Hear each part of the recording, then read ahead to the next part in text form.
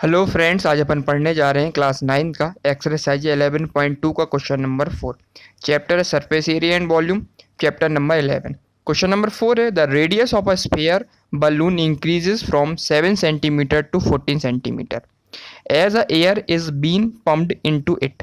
Find the ratio of the surface area of the balloon in two cases। मैंने question कहना चाह रहा है, रेडियस दे के रखी है स्पेयर बलून की, मैंने स्पेयर शेप का बलून दे के रखा हुआ है जिसकी रेडियस कितनी दे के रखी है 7 सेंटीमीटर से लेके कितनी बढ़ता जा रहा है फुलाने के बाद वो 14 सेंटीमीटर तक, है ना। As a air been pumped, जितनी अपने में एयर भरते जाएंगे उतना ही फूलता जाएगा। मतलब कितना फूला, पहली केस कैसा दे के रखा उसने 7 सेंटीमीटर दे के रखा है, उसने कहाँ तक फुला दिया उसको 14 सेंटीमीटर तक फुला दिया उसको ना बलून को। Into it find the ratio of the surface area of balloon in two cases. मतलब दो केसेस में इसका सरफेस एरिया फाइंड करना। मतलब पहली रेडियस कितनी देख रही है इसकी 7 सेंटीमीटर दे के रखी है, दूसरी रेडियस देख रही है इसने 14 सेंटीमीटर। दोनों केस में अपन को क्या निकालना, सरफेस एरिया निकालना और इसका रेशियो निकालना है। इसका मतलब पहले वाले सरफेस एरिया को अपन डिवाइड कर देंगे दूसरे वाले सरफेस एरिया से, तो अपन किसका क्या मिल जाएगा, रेशियो मिल जाएगा अपन को।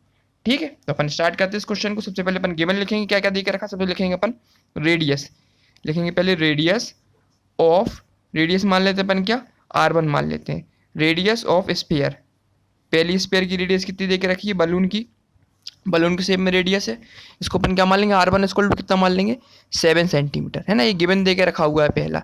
और दूसरा केस क्या देके रखा, जब इसमें अपन ने एयर पंप कर दी तो कितना फूल गया 14 सेंटीमीटर। तो फिर लिखेंगे अपन दूसरा रेडियस, लिखेंगे radius r2 of sphere balloon, है ना। इसमें balloon is when air is pumped, air इसमें हमने क्या कर दी, अपन ने एयर भर दी, पम्प्ड कर दी इनटू इट। तो ये कितना हो गया अपना, ये 7 सेंटीमीटर से कितना हो गया अपना 14 सेंटीमीटर हो गया। ठीक है, r1 कितना हो गया तुम्हारा, r1 था 7 सेंटीमीटर, जब इसमें हमने हवा भर दी इसमें स्फीयर में तो ये फूल के कितना होगा अपना 14 सेंटीमीटर हो गया ना। 14 सेंटीमीटर रेडियस पे कितना फूलेगा, है ना, ये निकाल लिया अपन ने। r1 रेडियस मान ली 7 सेंटीमीटर, r2 को मान लिया अपन ने 14 सेंटीमीटर। अब चाहिए क्या अपन को, रेशियो फाइंड करना दोनों का। तो रेशियो के लिए अपन क्या लिखेंगे, तो रिक्वायर्ड वाले में क्या जरूरत पड़ेगी अपन को, लिखेंगे रिक्वायर्ड, रिक्वायर्ड क्या चाहिए अपन को, अपन को चाहिए रिक्वायर्ड रेशियो चाहिए अपन को ना। रिक्वायर्ड रेशियो कितना हो जाएगा अपना, तो दोनों को अपन डिवाइड कर देंगे। तो अपन लिखेंगे इसमें initial surface area, initial surface area by पहले वाला एरिया इनिशियल सरफेस एरिया, दूसरा लिखेंगे surface area after pumping. Pumping मतलब आपने हवा भर दी ना, पंपिंग एयर इनटू किसमें, बलून में।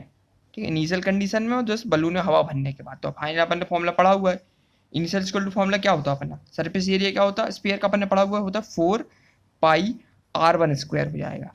ठीक है ना, क्योंकि पहली रेडियस क्या दे के रखी अपन ने, r1 मानी ना 7 सेंटीमीटर दे के रखी। दूसरा इसमें फॉर्मूला क्या बन जाएगा अपना, जब अपने हवा भर दी तो इसमें केस में कौन जाए, इसका भी सरफेस एरिया सेम रहेगा 4 पाई r1 क्या हो जाएगा r2 का स्क्वायर, है ना, हवा भरने के बाद। अब दोनों की वैल्यू पुट करेंगे फाइनली, फाइनली जब सॉल्व करेंगे अपन देखो 4 पाई से 4 पाई कट जाएगा। फाइनली यहाँ क्या बचेगा अपना, r1 का स्क्वायर बचेगा, यहाँ बचेगा तुम्हारा r2 का स्क्वायर बचेगा। वैल्यू पुट करेंगे, r1 इक्वल टू कितना माना अपन ने, r1 इक्वल टू माना अपन ने कितना दे के रखा 7 सेंटीमीटर दे के रखा, तो 7 का स्क्वायर हो जाएगा।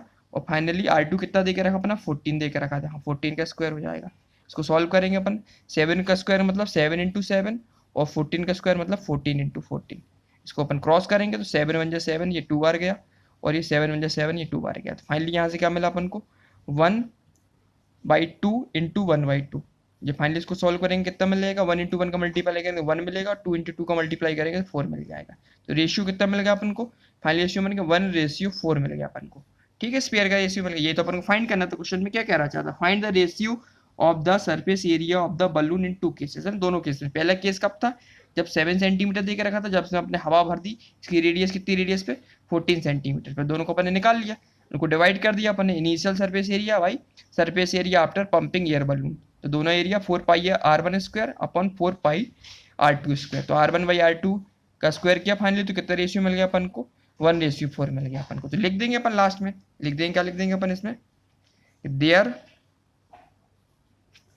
therefore the ratio between the surface area in these two cases is 1:4। जो अपन को चाहिए था ये निकाल लिया अपन, रेशियो पूछा था, रेशियो निकाल लिया। कितना रेशियो निकल के आएगा? 1:4 निकल आएगा। तो क्वेश्चन नंबर 4 अपना कंप्लीट हो गया। इसमें क्या किया अपन ने, सबसे पहले अपन ने रेडियस R1 माना, कितना 7 सेंटीमीटर दे के रखा था। दूसरी केस में रेडियस जब अपन ने पंप कर दिया इसको, तो कितनी रेडियस गिवन दे के रखी थी? 14 सेंटीमीटर। फाइनली अपन ने क्या लिया? फॉर्मूला लगाया रेशियो का। तो initial surface area by surface area after pumping air balloon, तो दोनों को अपन ने लिखा, तो फॉर्मूला लगाया अपन इनिशियल सरफेस के 4 पाई R1 स्क्वायर अपॉन 4 पाई R2 स्क्वायर।